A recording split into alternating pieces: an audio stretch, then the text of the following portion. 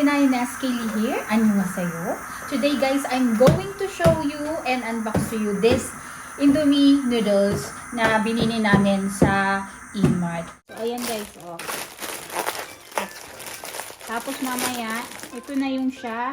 Test before, yan nakalagay. Yan, hindi na ako makapag-antay.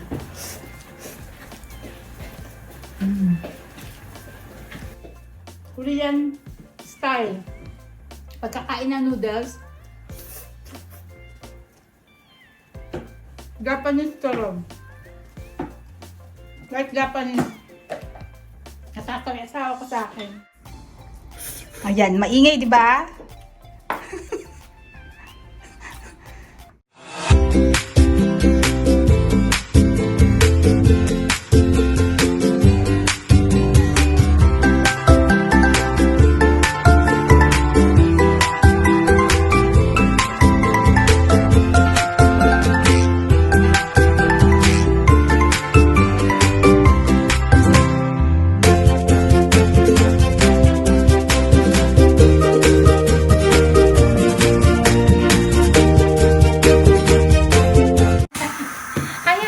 Pinay Neskeli here. Annyeonghaseyo.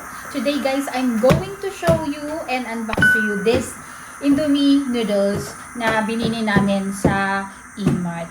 If you don't know guys, ako ay isang OFW and also work before 5 years more sa UAE sa mga taong nagtrabaho sa Middle East at malapit sa lugar dyan. This Indomie is very important to us at saka talagang kinakain natin to kasi ito yung kapalitan ng Pancit Canton. Ito yung malapit na lasa ng Pancit Canton. So, yan nung nakita ko siya sa E-Mart dahil miss ko na rin ito. So, yung isa kong friend, ito yung kinakain namin kasi pag walang Pancit Canton, ito yung kapalitan talaga ng Pancit Canton at almost the same yung kanyang lasa. If you don't know guys, ito ay galing sa Indonesia. Pero sikat na sikat talaga to pagdating sa Middle East. Talagang ito yung parang talagang ramyun, Pancit Canton na noodles na kilalang kilala natin. Okay? So sa mga tao at OFW na nasa Middle East at saka sa mga nandyan, mga working OFW, alam tong Indomie at sikat na sikat ito. So, we're going to unbox it. Actually, 7,000 won ang presyo nito sa Korea and 20 pieces each or 20 pieces yung box. So, masarap na siya at great budget friendly box na ito para matikman ang Indomie. Ayan. Tumutunog ang ating rice. This is just a quick unboxing. So, open na natin para mabilis na. So, without further ado, it looks like this.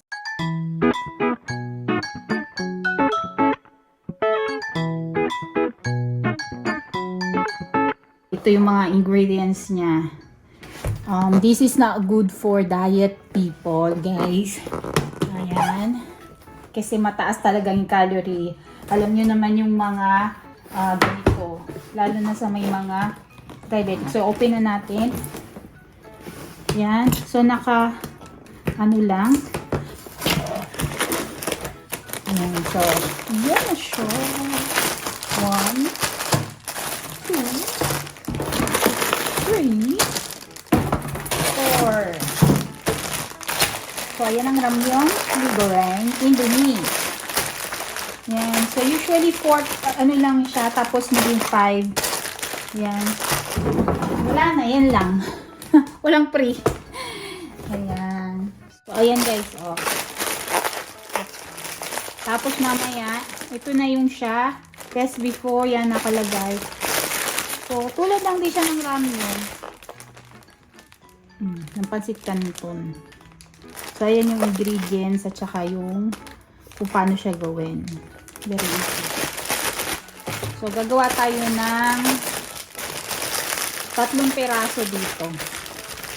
3 piraso ng nigoren and set sa paggawa nito. Madali lang to. Lagyan natin ng tubig. Pakuluan lang din. Then, meron pa akong lulutuin sa kabila.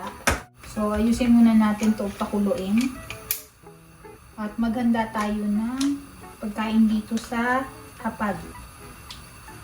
Ayan. Ayusin natin ang ating pagkain. Pagkainhan. Sa mga Pinay na makatulad ko ng asawa ko, lang itong nangyayari. If you're having a Korean husband, gusto nila ng maraming ng side dish. Okay? So, katulad ko, ang side dish namin ay talagang ginagawa niya pag nandito siya. Hindi pwedeng wala.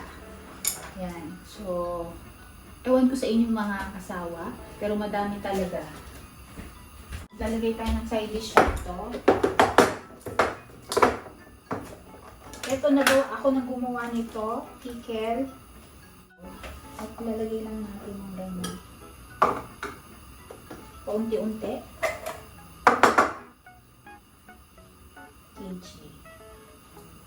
Kimchi. Lalagay lang tayo ng yung mga kailan namin kasi dalawa lang naman tayo. Morning pan or pandesal. Favorite ng anak ko. So, yan lang. Walang labis, walang kulang yan guys, ha? Tapos paprika, pampadami ng side dish kasi mahilig din kami sa paprika.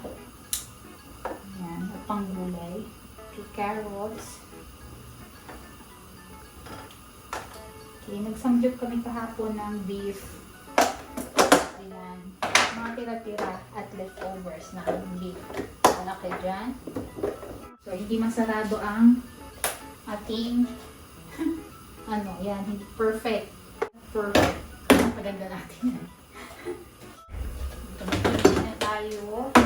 Mordok na side dish. Yan, mordok na side dish. Yan.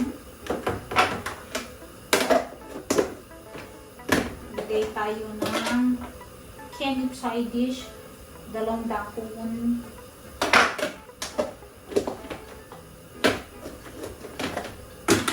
And then, itong side dish na radish king pickle. Manilagyan natin ng masarap. Pagkain. Ano pa? Masarap. Pickled radish. 5 piraso. Oh. Kaya malinis.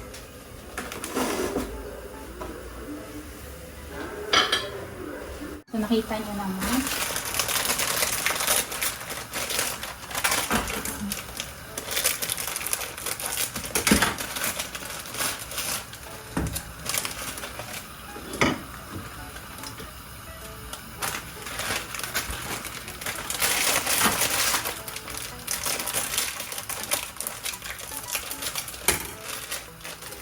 Pag ako minsan ito, pag sinisipag ako, naglalagay ako ng cabbage. Pero dahil mabilisan lang ang ating dyan, pinay magluluto pa tayo isa rito.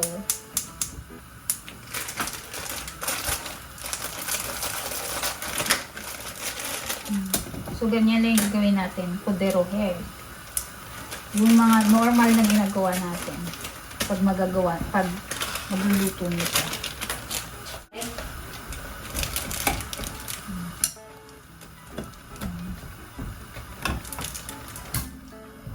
Natin para madaling maluto.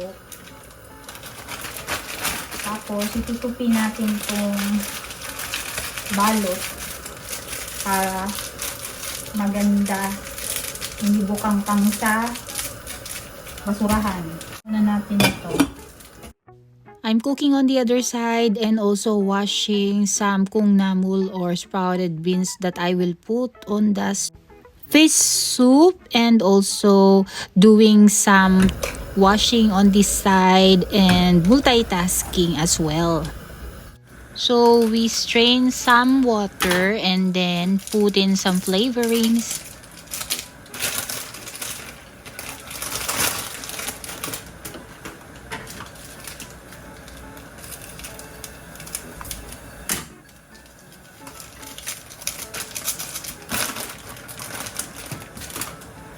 Ito yung chili niya.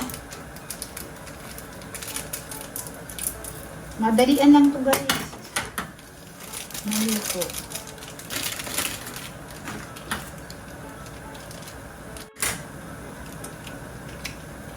Mantika at saka yung kanyang ba't hindi nag-ano to? Hindi natin nagupit tong isa. Yung soy sauce. Tsaka seasoning ng kabila. Ayan.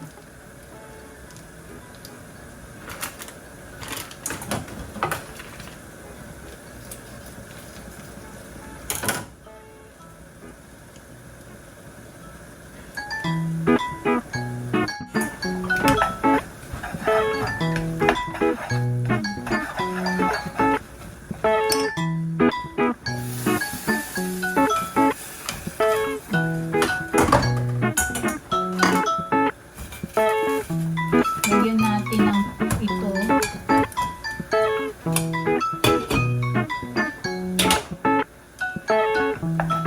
Yung ano ng garden ko yan. Sobrang niya.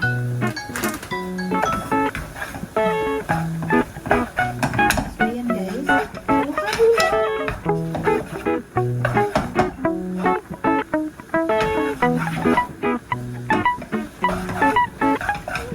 Sarap.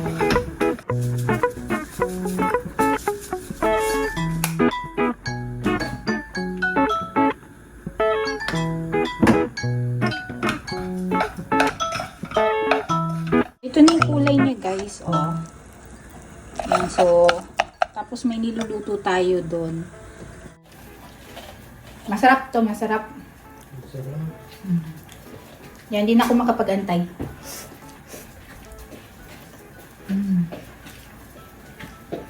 Korean style. Pagkakain ng noodles. Japanese style. Like Japanese. Nasasabi asawa ko sa akin. Ayan, maingay, di ba? Ano? How? 야, 라면이네, 뭐. Ramyon? Hindi talaga ito marunong sa 비빔라면. pagkain namin. Bibi ramyun daw. I hope you like my videos for today. If you have a chance and wanna taste it, try it and taste it. And for those who loves this, cheers to you. God bless you and have a great day.